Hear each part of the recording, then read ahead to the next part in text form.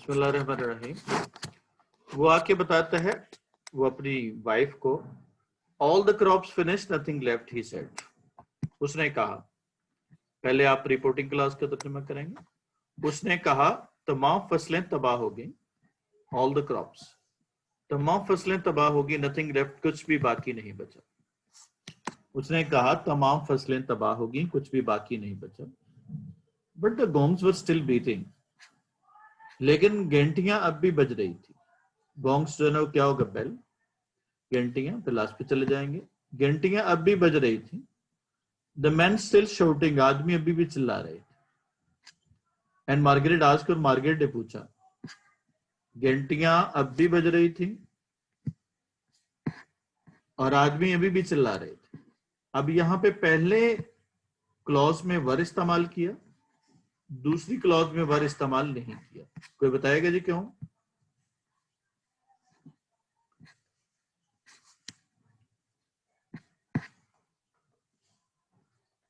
क्योंकि जो first clause है ना, तो वो पैसिव वॉइस में है, तो सेकंड एक्टिव है।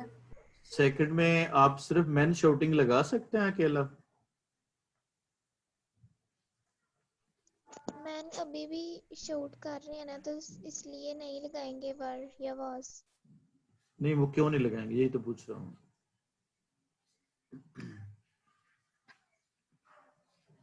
ये यहाँ पे, ये जब हम किसी सेंटेंस या पैराग्राफ में हम लिखते हैं तो ये अंडरस्टूड हो जाता है कि यहाँ पे ये स्ट्रक्चर वही है। इसको हम एलिप्टिकल क्लॉज कहते हैं। कि जब हम एलिप्टिकल क्लॉज इस्तेमाल करते हैं तो इसका मतलब होता है कि जो स्ट्रक्चर जो है ना पीछे से क्या होगा, वो चल रहा होता है। इसकी मैं एक एग्जांपल देता हूं आपको। फर्ज करो हम कहते हैं कि 2000 अगर यही सूरत हाल रही तो 2050 तक हमारे दरिया जो खुश्क हो जाएंगे। जी देखिएगा, आर डैम्स विल हैव या विल बी ड्राई, खेत बंजर हो जाएंगे। क्या होगा, फील्ड्स विल बी बैरन या अकेला बैरन?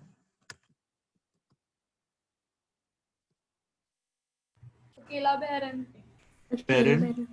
एंड क्या होगा, लश ग्रीन फील्ड या लश ग्रीन क्या होगा, आप कह ले पाकिस्तान या पंजाब।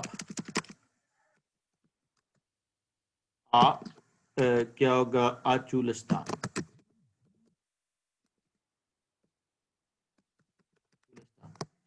अब ये बच्चों याद रखना है, होना तो इस तरह चाहिए था कि हम तमाम सेंटेंसेस, तमाम क्लॉजेस के साथ सेम स्ट्रक्चर इस्तेमाल करें।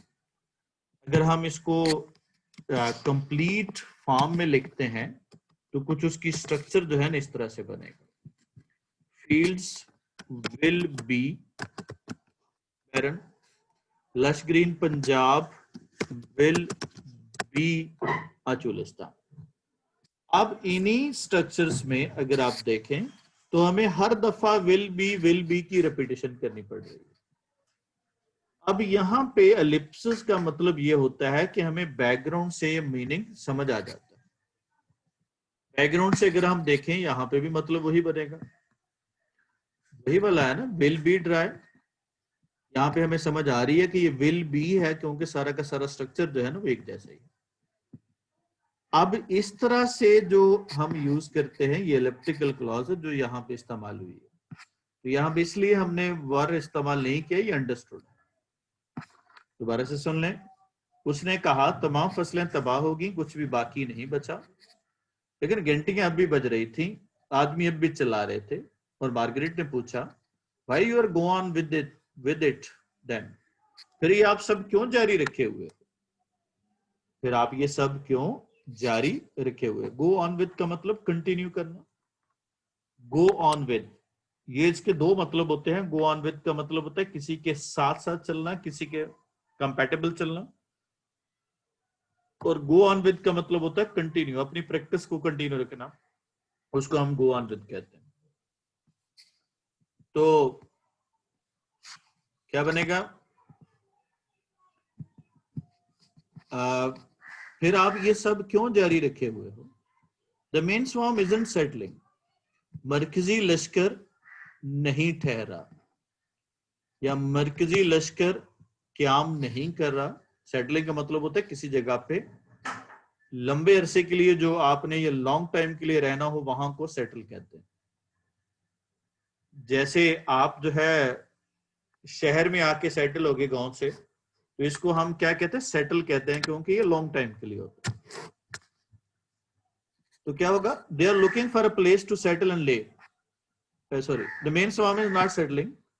मरकजी लश्कर या टिड्डी दल का मरकजी लश्कर अभी नहीं बैठ रहा। They are heavy with eggs, वो लास्ट पे चले जाए, विद एग्स, अंडों से बारी हैं या अंडों से लदे हुए हैं। वो अंडों से लदे हुए हैं या अंडों से बारी। They are looking for a place to settle and lay, वो क्या होगा? Looking for a place to settle and lay, वो क्या होगा? अब लास्ट पे चले दे, टू सेटल ठहरने, एंड ले अंडे देने के लिए। ये रीजन आ गई। रीजन के लिए हम क्या यूज करते हैं? इन्फिनिटिव यूज करते हैं, टू सेटल एंड ले। वो ठहरने और अंडे देने के लिए क्या होगा? आ प्लेस, जगह की तलाश में है। लुकिंग फॉर का मतलब क्या होगा? तलाश करना, सर्च करना। लुक डाउन का मतलब नीचे देखना, लुक अप का मतलब ऊपर, लुक फॉर तलाश करना, लुक आफ्टर देखभाल करना। वो ठहरने और अंडे देने के लिए, वो ठहरने और अंडे देने के लिए जगह की तलाश में है। और if we can stop the main swarm settling on our farm, अगर हम क्या होगा? अब लास्ट पे चले दे, ऑन आवर फार्म, अगर हम अपने खेत पे सेटलिंग ठहरने से, किसको? मरकजी लश्कर को ठहरने से रोक सकें। अगर हम क्या होगा? अगर हम मरकजी हिस्से को अपने खेत पर बैठने से या ठहरने से रोक सकें, दैट्स एवरीथिंग, यही सबसे बड़ी बात हो, यही सब कुछ होगा, ये सबसे बड़ी बात हो। अगर हम क्या होगा? मरकजी हिस्से को अपने खेत पे बैठने से रोक सकें, तो यही सबसे बड़ी बात होगी। If they get a chance to lay their eggs, अगर उन्हें to lay their eggs, last पे, उन्हें अपने अंडे देने का मौका मिल गया, अगर उन्हें अपने अंडे देने का मौका मिल गया, we are going to have everything eaten flat, तो हम क्या होगा? We are going to have, हमारा हो जाएगा, गोइंग टू हैव, ये गोइंग टू एक्सप्रेशन यूज कर रहे हैं फ्यूचर के लिए। हैव का मतलब होता है हो जाना है। एवरीथिंग ईटन फ्लैट, हर चीज का सफाया हो जाएगा। विद हॉपर्स लेटर ऑन, बाद में आने वाले क्या होगा? जवान टिड्डियों की वजह से। तो क्या होगा? बाद में आने वाली जवान टिड्डियों के साथ हमारी हर चीज का सफाया हो जाएगा। दोबारा से, अगर उन्हें एक मर्तबा अपने अंडे देने का मौका मिल गया, अगर क्या होगा? उन्हें एक मर्तबा अंडे देने का मौका मिल गया, तो बाद में आने वाली जवान चिड़ियों के साथ या बाद में आने वाली जवान चिड़ियां हमारी हर चीज का सफाया कर देंगी। We have everything eaten flat, हमारी हर चीज का सफाया कर देंगी, या बाद में आने वाली जवान चिड़ियों की बदौलत हमारी हर चीज का सफाया हो जाएगा। ईटन फ्लैट जो है वो इडियम है, इसका मतलब बिल्कुल सफाया कर देना। और फिर मोर ओवर यहाँ पे हैव जो है पॉजिटिव वर्ब है। पॉजिटिव वर्ब किसका सबब बन रहा है? ईटन का। ये एवरीथिंग ईटन की जा रही है, तो ये ऑब्जेक्ट है, इसलिए इसके साथ वर्ब की कौन सी फॉर्म इस्तेमाल की? थर्ड फॉर्म इस्तेमाल। फिर से मैं कर रहा हूं, अगर उन्हें अपने अंडे देने का एक मौका मिल गया तो हम क्या होगा, बाद में आने वाली जवान चिड़ियों के सबब हर चीज का सफाया हो जाएगा या हमारी हर चीज का सफाया हो जाएगा। He picked a stray locust off his shirt. उसने, picked off का मतलब ये स्प्लिट प्रेपोजिशन है। स्प्लिट प्रेपोजिशन हम इस्तेमाल करते हैं जब हमने क्या होगा, प्रेपोजिशन अलग यूज करते हैं और वर्ब अलग इस्तेमाल करते हैं। इसके दो तरीके हैं, he picked of a stray locust, ये भी हो सकता है, और he picked a stray locust of, ये भी हो सकता है। तो अगर इकट्ठा इस्तेमाल करेंगे तो ये जो ना वो नॉर्मल सीक्वेंस है, अगर अलग-अलग इस्तेमाल करेंगे तो ये स्प्लिट प्रेपोजिशन है, यानी प्रेपोजिशन अलग है और वर्ब अलग। जैसे उसने मेज से किताब उठाई या उसने किताब उठाई, तो उसके दो तरीके हैं, he picked up a book और he picked a book up. ये दो तरह से हम इस्तेमाल कर सकते हैं। तो ये क्या करेगा, पिक ऑफ का मतलब होता है रिमूव करना, सरफेस से हटा देना। पिक आउट का मतलब क्या होगा, समझ लेना है। पिक अप का मतलब नीचे पड़ी हुई चीज को उठाना है जो हल्की हो। और क्या होगा, पिक एट का मतलब बहुत तेजी से क्या होगा, चीज को इस्तेमाल करना है। और क्या होगा, पिक ऑफ का मतलब रिमूव करना, सरफेस से हटा देना। ऑफ हमेशा जब हम इस्तेमाल करते हैं तो ऑफ से मुराद क्या होता है, अवे फ्रॉम सरफेस होता है, यानी वो सरफेस छोड़ दी जाती है, तो उसके लिए हम off O double F off इस्तेमाल करते हैं, ऑफ। जी, उसने अपनी कमीज से टिड्डी दल को उतारा and splitted with this thumbnail, splitted और उसे मसल दिया, विद हिज थंबनेल, अपने अंगूठे के नाखून से। उसने अपनी कमीज से टिड्डी दल को उतारा और उसे अपने अंगूठे के नाखून से मसल दिया, विद हिज थंबनेल। स्प्लिट का मतलब होता है मसल देना, जिसको पंजाबी में कहते हैं फे देना। This is very common sport of women whenever they sit in front of other and they want to express their compassion for the other, and they ask that, come on, sit in front of me, I will pick off the lice from your head. तो क्या होगा, this is called, ये जो वो ceremony होती है वो जुए मारने वाली, उसको हम कहते हैं स्प्लिट करना। ये नहीं, क्या होगा, मारना नाखन के अंगूठे के नाखन के साथ। तो they enjoy the sound produce as a result of splitting the lice. क्या होगा जी, उसने एक अपनी कमीज से क्या होगा, टिड्डी दल को क्या होगा उतारा और उसे क्या किया, अपने अंगूठे के नाखन के साथ मसल दिया।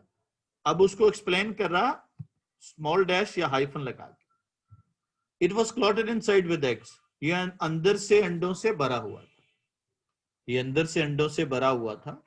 Imagine that multiplied by millions, तसव्वुर करो ये जब ये लाखों की तादाद में बढ़ते, तसव्वुर करो, इमेजिन, इंपेरेटिव सेंटेंस से फर्स्ट फॉर्म से शुरू हो रहा है, दैट मल्टीप्लाइड बाय मिलियंस, जब ये लाखों की तादाद में इनमें इजाफा होता, तसव्वुर करो जब इनकी तादाद में लाखों में इजाफा होता। You never seen a hopper swarm on the march. तुमने क्या तुमने, अब यहाँ पे क्वेश्चन मार्क है, तो ये वैसे तो सिंपल स्टेटमेंट है, अगर क्वेश्चन मार्क खत्म कर ले तो ये सिंपल स्टेटमेंट है, असर्टिव सेंटेंस है या डिक्लेरेटिव सेंटेंस है। लेकिन अगर इसके बाद क्वेश्चन मार्क आ जाएगा तो इसका मतलब क्या है, ये इंट्रोगेटिव सेंटेंस हो। तो क्या तुमने, अब लास्ट पे चले जाए, ऑन द मार्च, पेशकदमी करता हुआ या आगे बढ़ता हुआ। ये मार्च अगर कैपिटलाइज एम है तो फिर ये मार्च का महीना है। अगर मार्च से मुराद छोटा एम है तो इसका मतलब ये महीना नहीं है बल्कि क्या है, चलते हुए। जैसे मार्च पास्ट कहते हैं, 23 मार्च को क्या होता है, मार्च पास्ट होता है, जो फौजी वो नहीं, वो टन टनाटन वो करते हुए जाते हैं और सलाम करते हैं, तो उसको मार्च पास्ट कहते हैं। या कोई डिग्निटी आए बाहर से तो उसके लिए वो क्या करते हैं, जो मार्चिंग जो परेड होती है उसको हम मार्च पास्ट कहते हैं। तो मार्च का मतलब होता है चलना, उसको हम मार्चिंग कहते हैं। तो क्या तुमने पेशकदमी करता हुआ या आगे बढ़ता हुआ जवान चिड़ियों का लश्कर कभी देखा? क्या तुमने कभी आगे बढ़ता हुआ या पेशकदमी करता हुआ जवान चिड़ियों का लश्कर कभी देखा? Well you are lucky. उसने यकीनन सर हिलाया होगा इनकार में। उसने कहा अच्छा तुम खुशकिस्मत हो कि ये नहीं देखा। लेट्स सी जी, कम ऑन।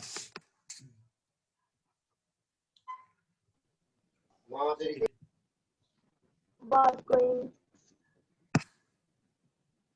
कम ऑन, सही करना जी सेंटेंस को।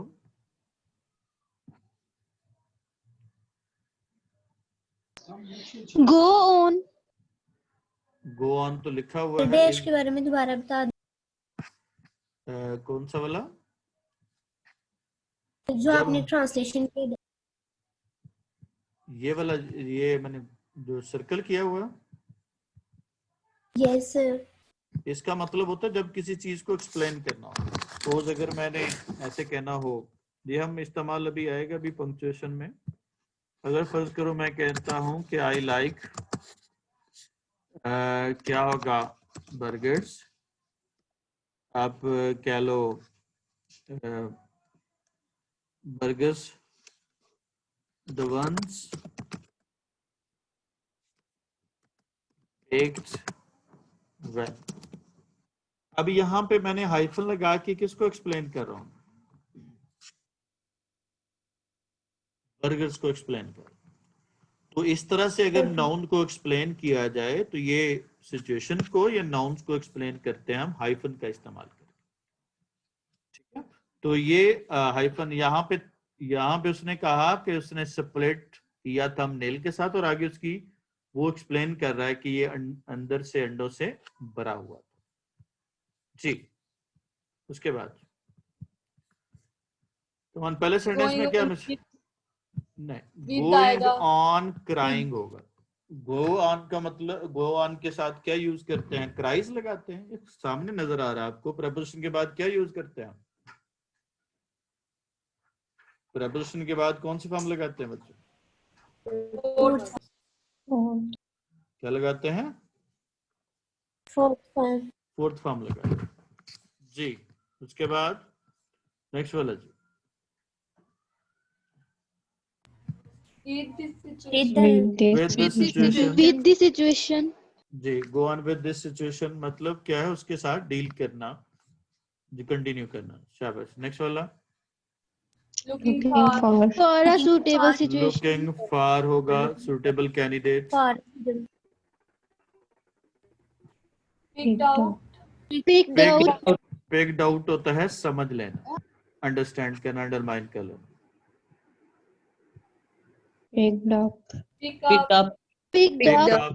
पिक्ड अप होगा गुड।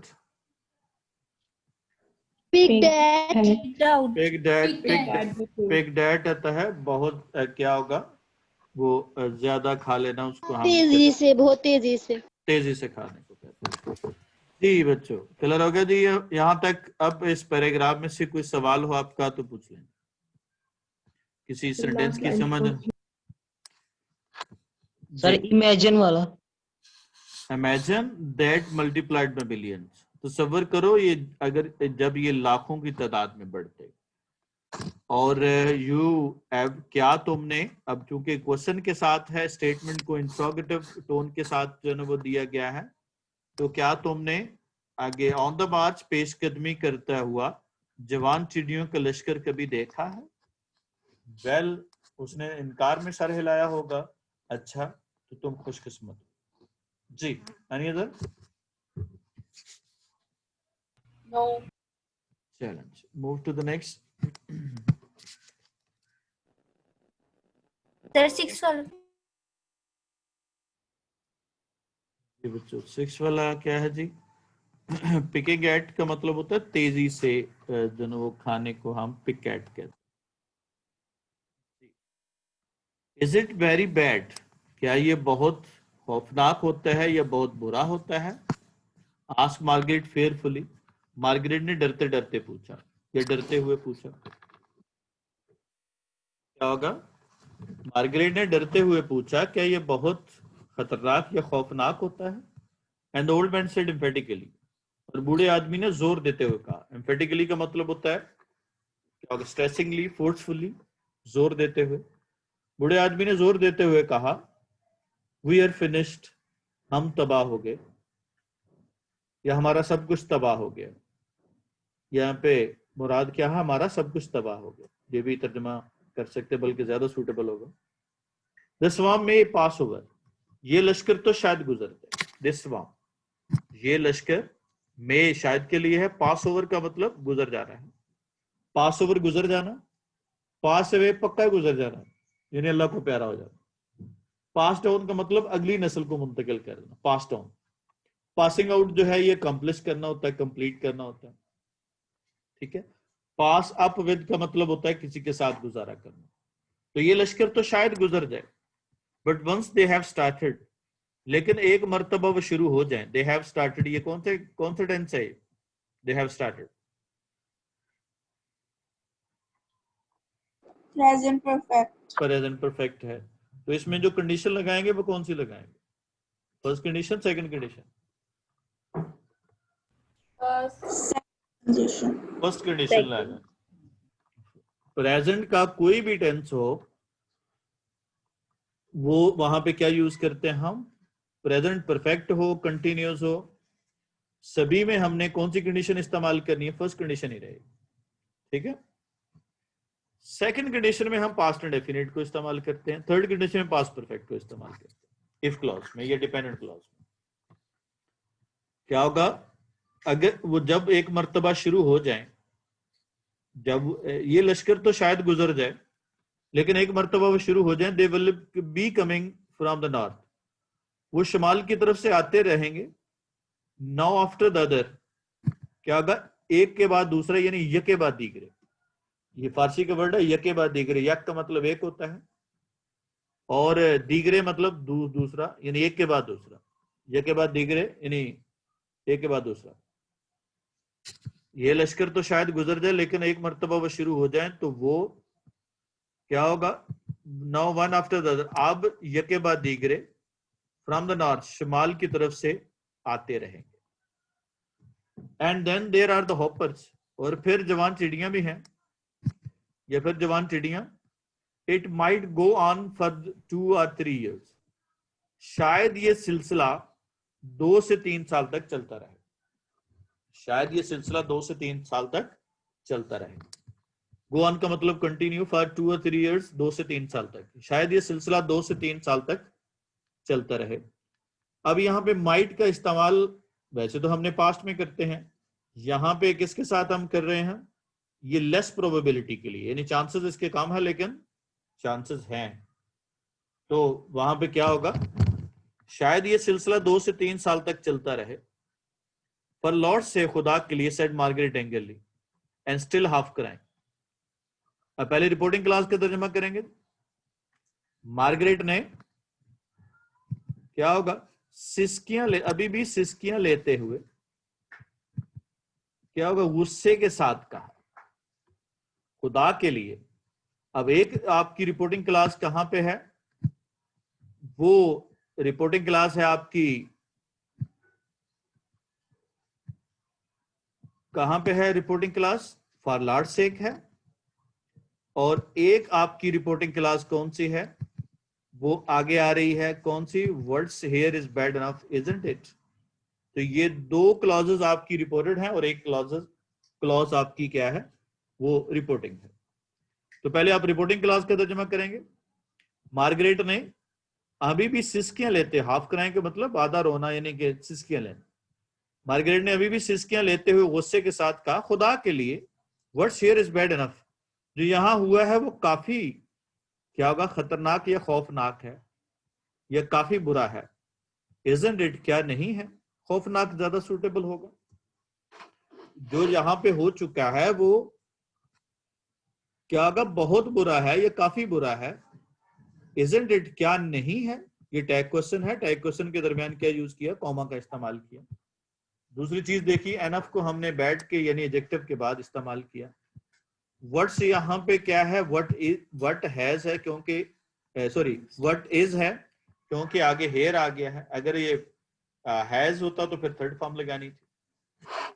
दोबारा से देखिएगा, मार्गरेट ने अभी भी सिसकियां लेते हुए गुस्से के साथ कहा, जो यहाँ पे हो चुका है या हुआ है वो बहुत बुरा है या काफी बुरा है, क्या नहीं है। Faraldo even gear was no longer black, क्योंकि अब चूंकि वो कीड़े जो है ना बैठ गए हैं। फराल्दो क्योंकि अगरचे evening air was no longer black, शाम की फिजा बिल्कुल भी तारीक और गहरी नहीं थी। क्योंकि अगरचे शाम की फिजा बिल्कुल भी या मजीद बरा, नो लॉन्गर से मुराद मजीद बरा। जैसे अगर हमने कहें कि he is no longer the part of this college, तो हम कहेंगे इसको क्या मतलब होगा इसका, कि वो मजीद बरा इस कॉलेज का हिस्सा नहीं है। तो मोर क्या होगा, नो लॉन्गर से मुराद मजीद बरा। अगरचे शाम की फिजा मजीद बरा या मजीद स्याह और तारीक, गहरी और तारीक नहीं थी, बट द क्लियर ब्लू, लेकिन साफ आसमान साफ दिखाई देता था। विद द पैटर्न ऑफ, अब चूंकि विद इसके साथ इस्तेमाल हो रहा है तो इसके साथ मीनिंग में इजाफा करेंगे। With the pattern of insects, टिड्डी दल के ग्रोह के साथ। Wheezing this way and across it, इधर उधर बिन बनाते हुए। विजिंग का मतलब क्या होता है, बिन बनाना। अब जरा गौर से सुनिएगा, काफी कॉम्प्लिकेटेड सेंटेंस है और लंबा है थोड़ा जरा। क्योंकि अगरचे शाम की फिजा मजीद बरा तारीक और गहरी नहीं थी, लेकिन अब लास्ट पे चले जाना है।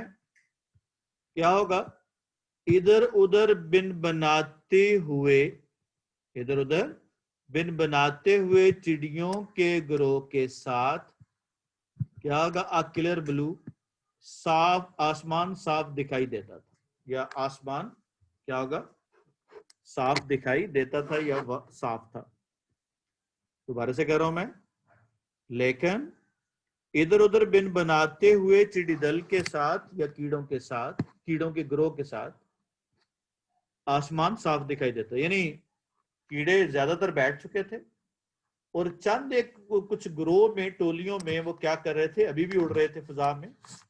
बाकी जो पहले बादल की सूरत में था कि आसमान नजर ही नहीं आ रहा था और आधी रात का समा बन गया था, वो अब सिचुएशन नहीं थी। कीड़े जो टिड्डी दल जो थे वो बैठ चुके थे नीचे और अब आसमान साफ नजर आ रहा था। उसमें कहीं ना कहीं या कहीं कहीं वो चिड़ियां जो है ना वो बिन बना रही थी। ये कहना चाह रहा, मैं एक दफा फिर से कर रहा हूं, अभी समझाने के बाद दोबारा कर रहा हूं ताकि इसकी अंडरस्टैंडिंग हो जाए। क्योंकि शाम की फिजा मजीद बरान तारीक और गहरी नहीं थी, लेकिन क्या होगा, लेकिन दिस वे अक्रॉस इट, इधर उधर। विजिंग फोर्थ फॉर्म है, बिन बनाते हुए चिड़ियों के ग्रोह के साथ। क्या होगा, आसमान साफ दिखाई देता था। एवरीथिंग एल्स, इसके अलावा हर चीज, बशमूल दरख्त, इमारतें, झाड़ियां और जमीन। इसके अलावा हर चीज बशमूल, अब ये एवरीथिंग को एक्सप्लेन कर रहा हाइफन लगा के, जो मैंने पहले बताया किसी शॉर्ट डिस्क्रिप्शन के लिए हम हाइफन का इस्तेमाल करते हैं। इसके अलावा हर चीज, दरख्त, इमारतें, झाड़ियां और जमीन। वॉज गॉन, वो चली गई थी। अब एवरीथिंग के हिसाब से यहां पे वॉज लगा है। अंडर द मूविंग, वो दब गई थी। अंडर मूविंग ब्राउन मैसेस, रेंगते हुए बुरी रंगत की मखलूक के नीचे, यानी टिड्डी दल जो है के नीचे। इसके अलावा हर चीज बशमूल दरख्त, इमारतें, झाड़ियां और जमीन। अब लास्ट पे चले जाएं। Under the moving brown masses, क्या होगा, बुरे रंगत की रेंगती हुई मखलूक के नीचे, यानी टिड्डियों के नीचे दब गई। इसके अलावा हर चीज बशमूल, ब्रैकेट में लिख लें, इमारतें, झाड़ियां, दरख्त, इमारतें, झाड़ियां और जमीन रेंगते हुए बुरे रंगत की मखलूक के क्या होगा, नीचे दब गई थी। क्लियर हो गया बच्चों? Yes sir. चलें जी, सेंटेंस ठीक सही कीजिएगा। लगा। जी बेटा, किसका? ये लास्ट लाइन दोबारा कर दे। जी दोबारा सुनिएगा। पहले जरा ये समझ लें कि एवरीथिंग है और ये आपका मेन क्लॉज है। हर चीज, अब लास्ट पे चले जाएं, रेंगते हुए, मूविंग से मुराद रेंगते हुए, बुरी रंगत की मखलूक यानी टिड्डियों के नीचे दब गई थी। वॉज गॉन का मतलब है, वो गॉन अंडर का मतलब है तो दब जाना। अब एवरीथिंग के मीनिंग में इजाफा कर रहा है कौन सा वर्ड? क्या होगा? Trees, buildings, bushes and earth. ये उसको एक्सप्लेन कर रहा है। तो अब तर्जमा क्या करना है, इसको चूंकि इसके साथ में लाके पढ़ना है, ये इसको एक्सप्लेनेटरी फ्रेज है जिसको हम एपोजिशन कहते हैं।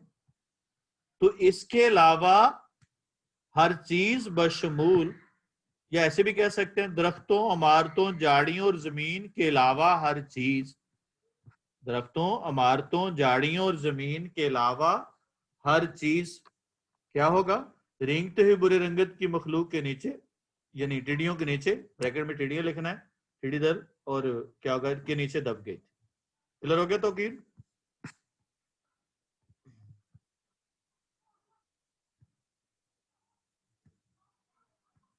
जी भाई, नेक्स्ट यस सर। सेंटेंस ठीक कीजिएगा, शाबाश। Come on.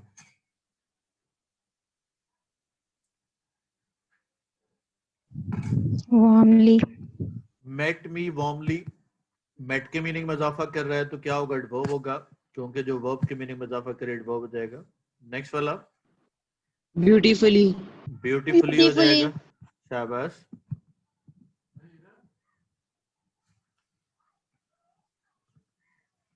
एमलेसली, एमलेसली हो जाएगा, पास्ड अवे, पास्ट अवे हो फर्स्ट गया, वे, फौत हो जाना, इलनेस के बाद। पास पास ओवर, गुजर जाना,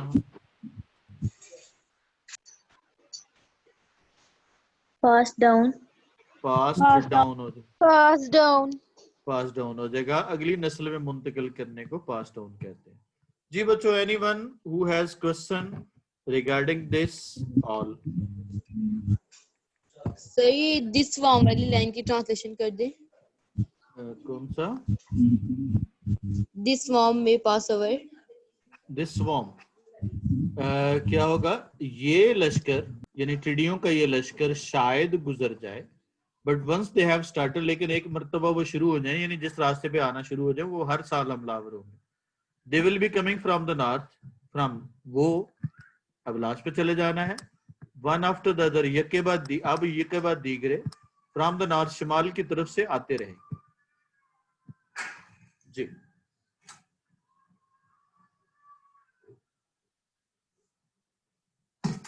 डन भाई? Yes sir. Yes Okay.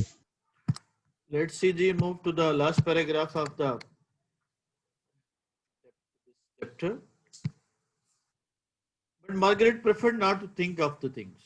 लेकिन मार्गरेट ने उन चीजों के बारे में ना सोचने को बेहतर समझा, या बेहतर समझा, या तरजीहन ना समझा। प्रेफर्ड टू, प्रेफर के साथ टू लगाते हैं, यानी तरजीह देना या क्या होगा? बेहतर समझना। लेकिन मार्गरेट ने उन चीजों के बारे में या उनके बारे में या चिड़ियों के बारे में ना सोचने को बेहतर समझा, या ना सोचने को तरजीह दी, ये भी कह सकते हैं। After the mid day meal, दोपहर के खाने के बाद, इसके बाद कॉमा आना चाहिए, एडवर्ब ऑफ टाइम है। दोपहर के खाने के बाद the man went off to the lands, आदमी, दोपहर के खाने के बाद आदमी क्या होगा? Went off to the lands, आदमी, फिर लास्ट पे चले जाए, टू द लैंड्स, खेतों की तरफ क्या होगा? भाग गए।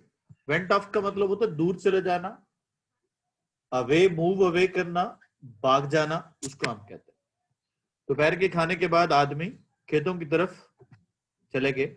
एवरीथिंग वॉज टू बी रीप्लांटेड, हर चीज को नए सिरे से उगाना था या दोबारा उगाना था, हर चीज को नए सिरे से उगाना था या दोबारा उगाना था, हर चीज को क्या होगा, दोबारा उगाना था या नए सिरे से उगाना था। With a bit of luck, ये थोड़ी सी खुशकिस्मती ही की बात थी।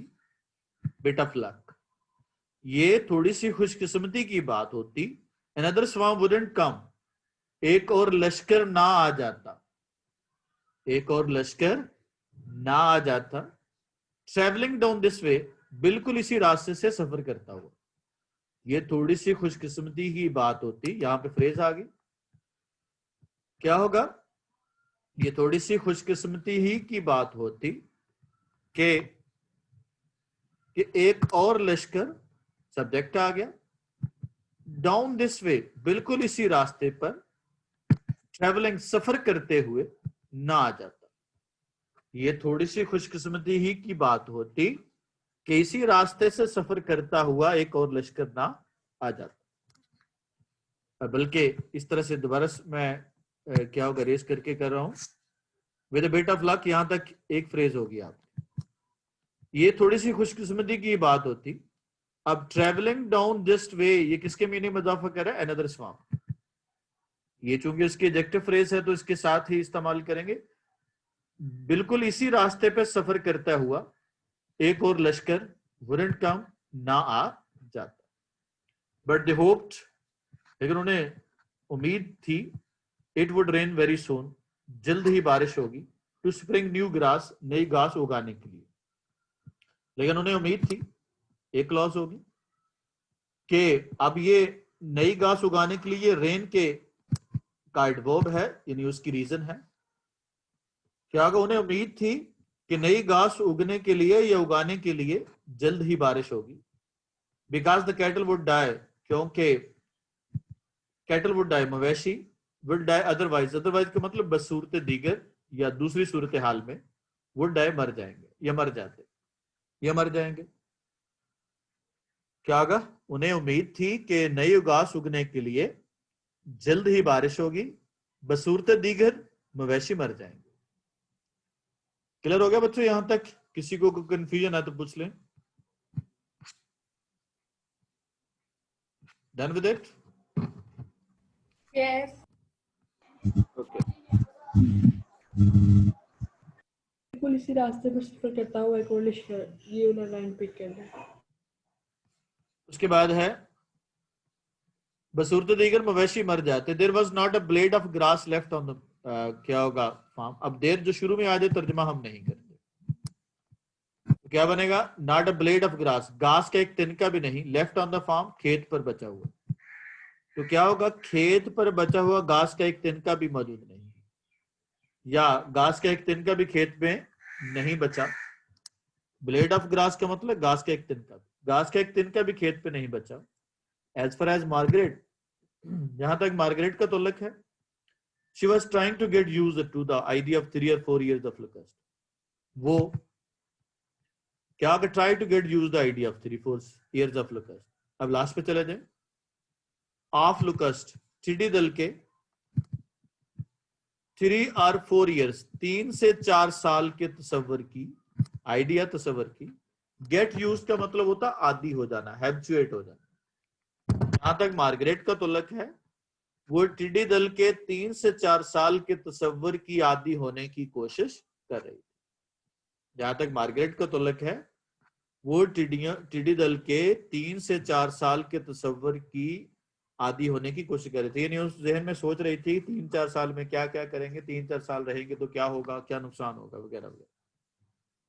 Locust were going to be like a bad weather, टिड्डी दल going to be like a bad weather, बिल्कुल क्या होगा, खराब मौसम की तरह होने वाले थे। फ्रॉम नाउ ऑन, आज के बाद क्या होगा, ऑलवेज इमिनेंट, हमेशा सर पे मंडलाते हुए खतरे की तरह। इमिनेंट का मतलब जिसका खतरा सर पे मौजूद रहे, इमिनेंट, डेंजरस। तो क्या बनेगा, पहले सब्जेक्ट का तर्जुमा करना है। तो टिड्डी दल, आप सब्जेक्ट का तर्जुमा कर दिए, हमेशा सर पे मंडलाते हुए खतरे के तौर पर आज के बाद क्या होगा, खराब मौसम की तरह होने वाले थे। सीधी दल, हमेशा सर पे मंडलाते हुए खतरे के तौर पर आज के बाद खराब मौसम की तरह क्या होगा, होने वाले थे, या खराब मौसम की तरह असरअंदाज होने वाले थे। ये एक्चुअली उसने सिमिली बनाई किसके साथ, बैड वेदर के साथ, कि जिस तरह से बैड वेदर किसी भी वक्त क्या होगा, हमलावर होता है, फसलों को तबाह कर देता है, इसी तरह से लोकस्ट है, लोकस्ट भी किसी वक्त भी हमलावर होते हैं और क्या होगा, अटैक कर देते हैं। इस तरह से आज के बाद वो होने थे, किसी भी वक्त उनका खतरा बाकी रहता है। फिर से कह रहा हूं, जरा क्लियर हो जाए आपको।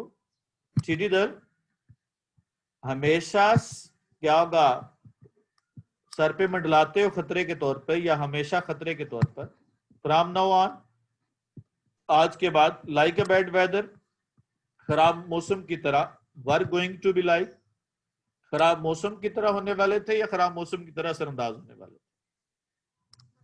She felt like a survivor after war. उसने जंग के बाद सर्वाइवर, क्या होगा, बच जाने वाले शख्स की तरह महसूस किया। उसने खुद को जंग के बाद क्या होगा, बचने वाले शख्स की तरह खुद को महसूस किया। यानी जिस तरह से कोई बंदा ऐसे वो महसूस कर रही थी जैसे वो जंग लड़के आई हो और उसमें से वो क्या होगा, जिंदा वापस आ। If this devastated and mangled, devastate का मतलब होता है तबाह बर्बाद हो जाना, मैंगल का मतलब होता है नुकसान ज़्यादा हो जाना, या क्या होगा, जिसको हम जुज़वी तौर पे नुकसान होता है, डैमेज हो जाना, उसको हम मैंगल्ड कहते हैं। यानी थोड़ा नुकसान हो तो उसको ब्लिस्टर्ड या मैंगल्ड कहते हैं, डैमेज्ड कहते हैं। मुकम्मल तबाह हो जाए तो डेवस्टेट कहते हैं। अगर ये तबाहाल और नुकसान ज़्यादा देहात was not the ruin, अगर तबाही नहीं है, well then what was the ruin, फिर तबाही क्या होती है। दोबारा से कह रहा हूं मैं, अगर ये तबाहाल और नुकसान ज़्यादा मज़ाफात या देहात तबाही नहीं है, अच्छा फिर तबाही कैसे होती है, then what was the ruin, but the man ate their supper with good appetites, लेकिन आदमियों ने क्या होगा, लास्ट पे चले जाएं, एपिटाइट का मतलब भूख होता है, सफर कहते हैं शाम के खाने को, लेकिन आदमी ने खूब भूख के साथ शाम का खाना खाया, लेकिन आदमियों ने क्या होगा, खूब भूख के साथ शाम का खाना खाया। वो बड़े कंटेंटेड लोग थे, वो कह रहे थे it could have been worse, इससे भी बदतर हो सकता था, वाज व्हाट दे सेड, उन्होंने बस यही कहा। उन्होंने जो बात कही वो यही थी कि ये इससे भी बदतर हो सकता था, इट कुड मच वर्स, ये इससे भी ज्यादा बदतर हो सकता था। यहाँ पे यानी जो हुआ है उस वक्त तबाही हुई है, उससे भी ज्यादा बदतर हो सकता था, उस तबाही से भी ज्यादा। वर्स जो है ना कंपैरेटिव डिग्री है, कंपैरेटिव डिग्री के साथ मत लगाते हैं, वेरी जो है ना कंपैरेटिव डिग्री के साथ नहीं लगाते। जी सेंटेंस ठीक कीजिएगा, उसके बाद 1 मिनट में आपको मैं लाइन बाद में करता हूँ, जरा पहले ये कर लें जरा। much taller, क्या होगा, मच टालर देन, क्या होगा, मी नहीं लगाना, आय लगाना, हम सब्जेक्ट केस लगाते हैं देन के बाद। शाबाश, नेक्स्ट वाला, The most beautiful. The most beautiful जो ना वो गर्ल होगा इन हर फैमिली, पूरी फैमिली के साथ है, मच नहीं लगाएंगे उसके साथ। जी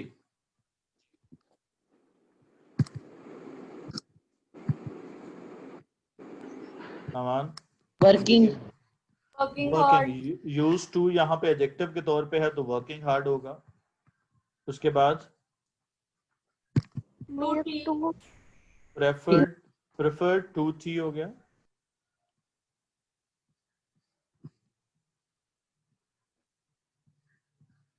क्या होगा, Away.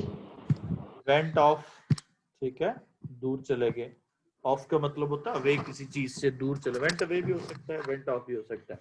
जी बच्चों आप बताइएगा जी कौन सा सेंटेंस है जो आपने पूछना है। जिनको समझ आ गई है वो मीटिंग लीव कर सकते हैं। ये लास्ट वाली line But the man. But the men ate their supper with good appetites. लेकिन आदमियों ने क्या होगा? With good appetites, खूब भूख के साथ अपना शाम का खाना खाया।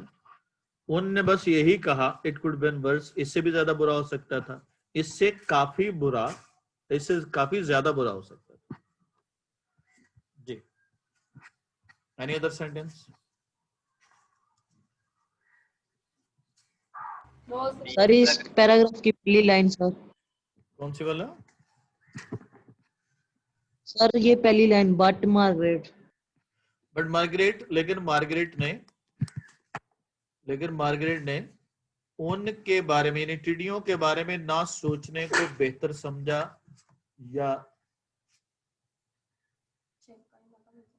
जी क्या होगा? लेकिन मार्गरेट ने उन टिड्डियों के बारे में ज्यादा ना सोचने को बेहतर समझा, या क्या होगा? तरजीहन ना समझा।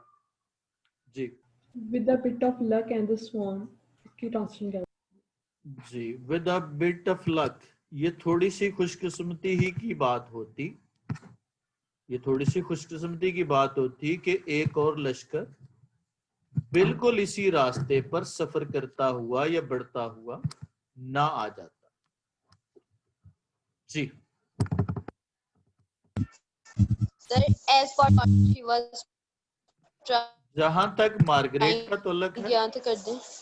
जहां तक मार्गरेट का तल्लक है, वो अब लास्ट पे चले जाएं इस क्लास के।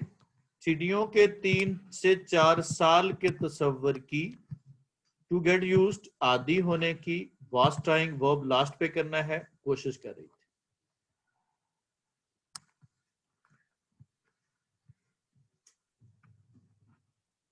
Anyone else?